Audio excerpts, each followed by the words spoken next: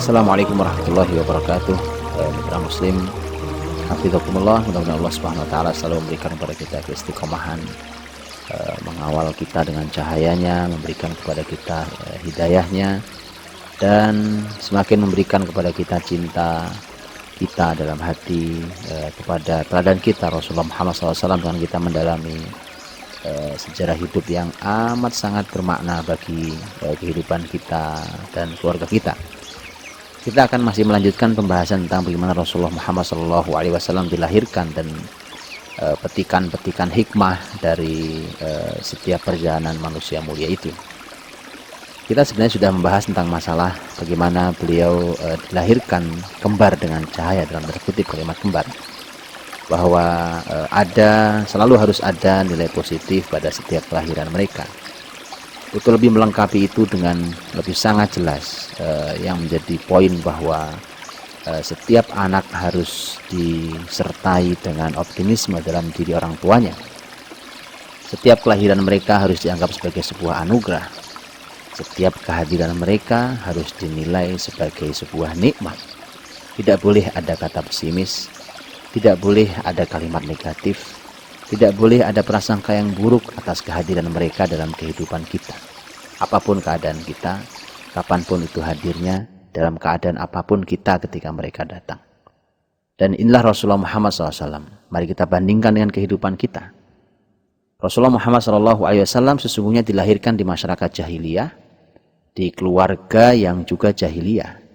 Tetapi subhanallah, Allah ingin menunjukkan kepada kita bahwa masyarakat yang serusak apapun itu, ketika mereka diharapkan mungkin saja lahir dari mereka anak-anak yang istimewa, maka kawal anak-anak itu dengan kalimat-kalimat positif, dengan optimisme, tidak ada negatif, mendoakan keburukan dan seterusnya.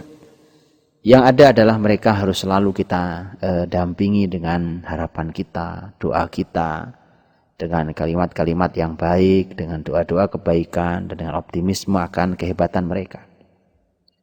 Inilah Rasulullah Muhammad SAW yang dilahirkan di keluarga jahiliyah dan masyarakat jahiliyah. Dan kita yang hari ini sudah bersama keluarga muslim, alhamdulillah, seharusnya kita sudah memiliki lisan yang lebih baik. Tapi mari kita koreksi, jangan-jangan masih ada di antara kita yang sering melepas lisannya untuk anak-anaknya dengan lisan yang tajam, lisan yang mendoakan keburukan bagi mereka, sehingga sering tidak kita sadari bahwa sebenarnya kitalah yang menjatuhkan mereka tanpa kita sadari. Rasulullah Muhammad SAW, kita akan melihat bahwa bagaimana Rasul dari dilahirkan sampai dibesarkan, ternyata benar-benar dikawal, diiringi dengan kalimat harapan yang mulia dan tinggi seputar seorang Muhammad kecil sallallahu alaihi wasallam. Kita lihat beberapa data berikut ini. Yang pertama adalah ketika kita sudah membahas bab ini, yaitu ketika ibundanya melahirkan.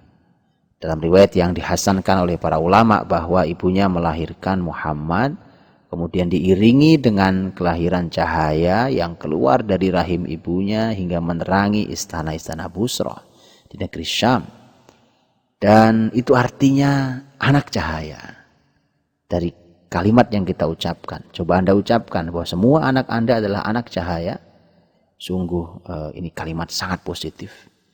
Anak cahaya, apalagi dilahirkan di tengah kegelapan jahiliyah, inilah cahaya itu. Cahaya itu ada di rahim kita, kita lahirkan untuk menerangi umat manusia ini. Sangat positif. Ketika Rasulullah Muhammad SAW ini dilahirkan, kemudian saat itu salah satu pamannya yaitu Abu Lahab yang kita tahu nanti menjadi musuh besar, bahkan diancam neraka oleh Allah Subhanahu wa taala. Abu Lahab saat itu ketika diberitahu oleh budaknya, yaitu budak Abu Lahab yang bernama Thuwaibah radhiyallahu anha, ya, Thuwaibah memberitahu, menyampaikan kepada Abu Lahab bahwa keponakan Anda telah lahir, itu Muhammad SAW. Maka dengan sangat senangnya Abu Lahab, sampai kemudian disebutkan dalam riwayat sejarah bahwa Abu Lahab membebaskan Thuwaibah dari perbudakan hanya karena Thuwaibah memberi kabar gembira kepada Abu Lahab akan kelahiran keponakannya yang kelak bernama Muhammad SAW itu. Jadi sang paman pun bersenang hati menilai sebagai kelahiran yang amat positif dan sangat menggembirakan. Begitu sang kakek, sebagaimana yang biasa dilakukan di masyarakat jahiliyah ketika sang kakek merayakan kebahagiaannya, maka diberilah ia nama Muhammad oleh Abdul Muttalib sang kakek. Nama Muhammad disebutkan oleh para ahli sejarah adalah nama yang sangat tidak lazim di Arab saat itu, karena mereka biasa memberi nama anaknya dengan Harb, artinya perang, atau memberi nama anaknya Hamzah, Talha, Sakhr artinya batu, dan itu mereka lebih senang memberi nama anak-anak dengan keperkasaan itu. Tetapi ternyata diberi nama Muhammad. Muhammad bahasa Arab, mereka pun mengerti bahwa Muhammad itu bahasa mereka dan artinya adalah Muhammad adalah yang dipuji. Dalam sebuah riwayat yang lain bahwa ibunya memberi usul nama Ahmad. Jadi dia punya nama Muhammad dari kakeknya, Ahmad dari ibunya, sehingga ketika kita membaca surat As-Saff bahwa Nabi Isa alaihissalam wa mubasysyiran bi rasuli ya'ti min ba'di ismuhu Ahmad, itu pun nama Nabi Muhammad sallallahu alaihi wasallam. Tapi ketika sang kakek ditanya tentang mengapa Anda beri ia nama Muhammad, dan itu tidak biasa didengar di telinga Arab, sehingga orang pada bertanya-tanya, aneh sekali tokoh Quraisy yang satu ini, tokoh tertinggi ini punya cucu, tentu akan sangat menggembirakan bagi Abdul Muttalib secara khusus, setidaknya akan melanjutkan kebesaran sang kakek. Kenapa diberi nama Muhammad? Lihat jawabannya, sungguh sangat luar biasa. Abdul Muttalib berkata, kay yahmadahu man fis sama'i wal ard, agar ia kelak dipuji oleh yang ada di langit dan yang ada di bumi. Lagi-lagi harapan kalimat positif kali ini datang dari kakeknya. Kalau tadi dari ibunya yang melahirkan, kemudian dari pamannya, kini dari sang kakek. Begitu nanti di usia asuhan, diasuhlah nanti oleh Halimatus Sa'diyah, disusui oleh Halimatus Sa'diyah. Dari usia kurang lebih 1 minggu sampai usia selesai susuan, yaitu 2 tahun. Halimatus Sa'diyah yang hidup bersama Muhammad kecil dari usia 0 sampai 2 tahun itu, ketika dia mengembalikan Muhammad ke Mekah setelah selesai menyusui, ternyata dia merayu kepada ibunya yaitu Aminah agar Muhammad bisa dibawa pulang kembali ke rumahnya di masyarakat Bani Sa'ad. Apa pasalnya? Pasalnya adalah bahwa Halimah merasakan setelah kehadiran anak ini di keluarganya, dia merasakan perubahan perbaikan yang amat dahsyat dalam keluarganya. Dan dia merasakan benar bahwa ini adalah anak berkah. Bahkan pengasuhnya merasakan ini anak berkah. Tidak berhenti sampai di situ.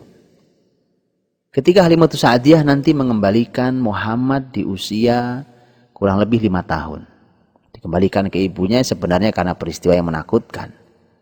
Yang nanti akan kita bahas secara khusus, yaitu pembahasan tentang syaqqus sadril awal, pembelahan dada yang pertama. Halimatus Sa'diyah ketakutan karena ini anak orang dari Quraisy, ini anak tokoh besar di negeri Quraisy, suku terhormat di Arab. Kemudian dia takut kalau ini terjadi apa-apa atau bahkan meninggal. Maka dia kembalikan, tapi Halimah menutupi peristiwa itu. Sehingga ketika ditanya oleh Aminah, ibunya Nabi Muhammad SAW, dengan ibunya pun berheran-heran mengatakan, bukankah kamu yang bersemangat untuk mengajak anak ini untuk kembali lagi ke rumahmu, tapi mengapa sekarang kau kembalikan? Halimah kemudian menjawab, oh anak ini sudah sehat, sudah belajar banyak bersama di kampung kami, sudah kuat tulang-tulangnya. Halimah mengatakan, mungkin bukan karena itu.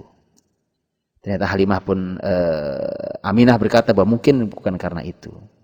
Dan kemudian Halimah setelah itu mengatakan bahwa menceritakan yang sesungguhnya.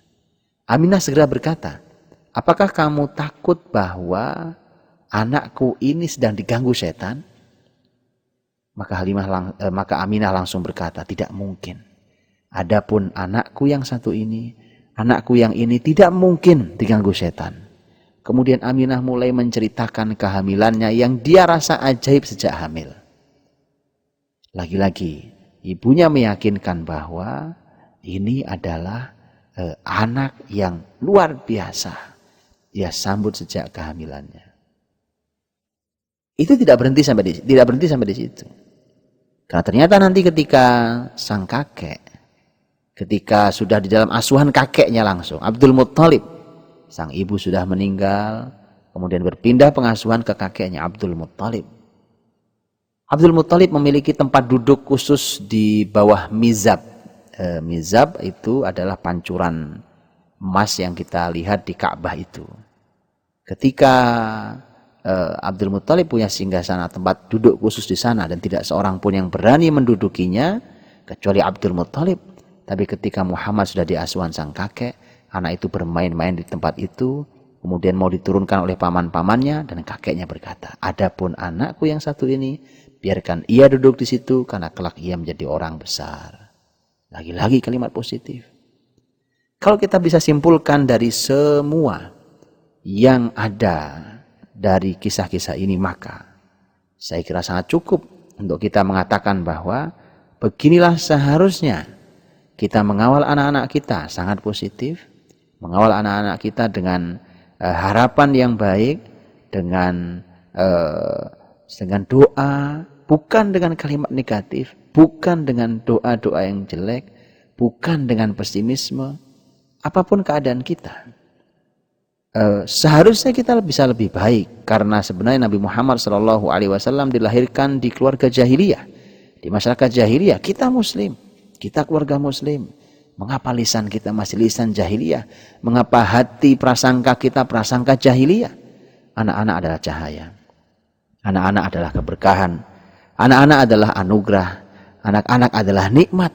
Anak-anak diberikan pada Allah Subhanahu wa Ta'ala untuk memberikan kebahagiaan, menjadi aset dunia dan akhirat kita. Mari kita maknai seperti itu. Mungkin ia dilahirkan ketika dalam keadaan kita sedang keadaan yang mungkin kurang pas. Maka hindari kalimat-kalimat yang maknanya adalah negatif. Umpamanya di masyarakat kita seringkali ketika ada anak yang terlahir sementara dalam tanda kutip tidak diharapkan, mungkin sebenarnya keluarga itu sudah berharap tidak ada anak lagi, kemudian ternyata ada anak lagi. Mungkin kalimat negatif yang keluar, mungkin kalimat yang keluar adalah oh ini anak, bahasa kita mungkin kebobolan, mungkin kesundulan, atau apa bahasa yang lain, yang seakan anak ini datang tidak diharapkan. Tidak boleh kalimat itu keluar. Yang lebih buruk lagi adalah ketika nanti lama-lama jangan-jangan kita akan terbiasa mendoakan keburukan bagi mereka. Terutama ketika seorang ayah atau ibu sedang marah, maka diamlah. Karena kalau tidak, maka ini sudah jatuh pada larangan Nabi. Dan Nabi mengkhawatirkan bahwa kalimat itu keluar pada waktu Allah mengabulkan doa. Karena kalau negatif, yang keluar dari lisan orang tua yang ampuh itu, maka terbayang oleh kita bahwa kelak mereka akan menjalani hidup dengan cara yang seburuk itu. Untuk itu mari kita hapus dengan istighfar pada Allah, dengan mohon ampun pada Allah. Pilihannya adalah kalau kita sedang marah, maka pilihannya ada satu di antara dua. Kalaupun mau marah, katakan kalimat yang positif, ya bisa atau tidak. Kalau ketika kita marah, kemudian kita yang keluar kalimatnya adalah doa. Mudah-mudahan kelak kau jadi imam Masjid Nabawi umpamanya, atau kelak kau jadi presiden negeri ini yang soleh, atau apa. Kalau kita tidak bisa mengeluarkan kalimat positif itu, maka diam adalah pilihan terbaik. Dan rasanya lebih sulit, sangat sulit ketika kita marah tapi mengeluarkan kalimat positif. Itulah mengapa Nabi Shallallahu Alaihi Wasallam mengajari kita, kalau seorang di antara kalian marah, maka diam. Karena diam itu selamat dari kita mendoakan keburukan bagi orang yang kita marahi, seperti anak-anak kita diantaranya. Maka maknailah semua kehadiran anak-anak kita, kapanpun mereka hadir untuk kita, sebagai makna yang sangat baik, yang sangat positif. Ada juga pelajaran lain dari kisah tadi, bahwa ternyata ketika Islam memberikan syariat tentang nama yang baik, kita diminta oleh Islam untuk memberi nama berkonsep. Tidak sekedar sebuah nama yang diberikan asal terlihat terdengar indah atau terdengar tren. Tetapi harus ada konsepnya, harus ada maknanya. Doa positif yang kita selipkan di nama anak kita itu. Maka ternyata nama yang baik itu ternyata adalah salah satu cara kita untuk mengawal mereka dengan cara yang positif. Ini sungguh sangat luar biasa. Maka dari itu Islam juga memberikan syariat agar kita memiliki atau memberikan nama yang baik, yang maknanya baik. Tidak mesti harus berbahasa Arab, mungkin berbahasa apapun, tapi maknanya adalah makna yang positif dan baik. Bahkan Nabi SAW mengganti beberapa nama sahabat yang artinya tidak baik, agar nama itu nama baik. Dan Nabi SAW memiliki kepedulian terhadap nama, yang kita akan bahas secara khusus tentang masalah nama, agar kita peduli bahwa ini bukan sekedar menyematkan sebuah nama atau sebuah kata pada seseorang atau sesuatu, tapi ini ada konsepnya. Maka pelajaran mahalnya di pertemuan kita kali ini adalah kawal anak-anak kita dengan harapan yang baik, dengan optimisme, dengan positif, bukan dengan kalimat negatif, bukan dengan pesimis, juga agar kita semuanya kelak bisa menikmati kebesaran anak kita, karena kelahiran Rasul Muhammad SAW, bahkan pengasuhannya ternyata dipenuhi dengan harapan dan kalimat-kalimat yang positif dan baik. Fa'tabiru ya ulil absar, maka ambillah pelajaran wahai orang-orang yang mau berfikir. Assalamualaikum warahmatullahi wabarakatuh.